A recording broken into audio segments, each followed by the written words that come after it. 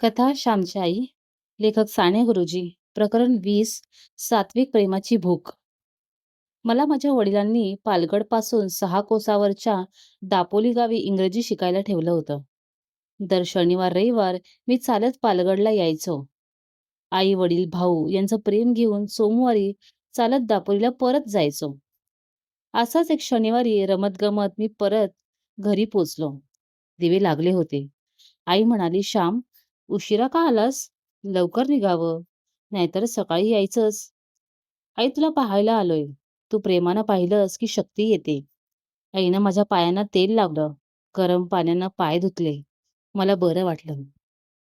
तेवढ्यात वडील आले. कुठून तरी आले असावेत. मला पाहून त्यांना आनंद झाला नाही. उलट केस वाढवले म्हणून रागावले. मी प्रेमाचा भुकेला होऊन आलो. मला शिव्या मिळाल्या. आईनं समजूत काढली. आम्ही जेवायला बसलो. आईनं हळूच मला एकट्यालाच दही वाढलं. त्याच आईचा मी मुलगा. मी त्यातलं निम्म दही भावाच्या पानात घातलं. दुसऱ्या दिवशी पहाटे आईच्या कुशीत तिच्या ओव्या ऐकल्या. दुसऱ्या दिवशी न्हाव्याला बोलावून केस कापून घेतले. वडिलांनी मला आवडतात म्हणून पातोळी करण्यासाठी हळदीची पानं आणली. पातोळी म्हणजे पानात गुंडाळून तांदुळाच्या पिठाची धिरडी करायची व ती ओल्या खोबऱ्यांच्या रस्साबरोबर खायची.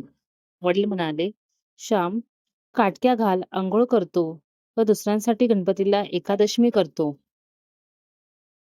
वडिलांचा माझ्यावरचा प्रेम पाहून मी लाजलो, शरमलो. माझं बरं व्हावं, भलं व्हावं म्हणून ते प्रेमानं करतात, हे मनाशी ठरवलं. माझ्यावर प्रेम करणाऱ्या, माझ्या भल्यांसाठी झटणाऱ्यांना मदत करायची. त्या दिवशी मी वडिलांसाठी पूजेसाठी आणि आईला स्वयंपाकासाठी मदत केली. ते पाहून जेवताना वडिलांनी मला आग्रहानं पातोळा वाढला. जेवण झाल्यावर मी आईला मदत केली. आईनं माझं फाटलेलं धोतर शिवून दिलं. रात्री वडिलांनी सुंदर गोष्ट सांगितली. दुसऱ्या दिवशी मी पहाटे उठलो. आईनं भात केला होता. मेतकूट भात खाल्ला आणि वडिलांना नमस्कार केला. वडील म्हणाले, "मी बोललो म्हणून रागावू नकोस. नीट वाग, अभ्यास कर." मी भावांना कुरवाळून निघालो. वडील थोड्या अंतरापर्यंत पोचवायला आले होते.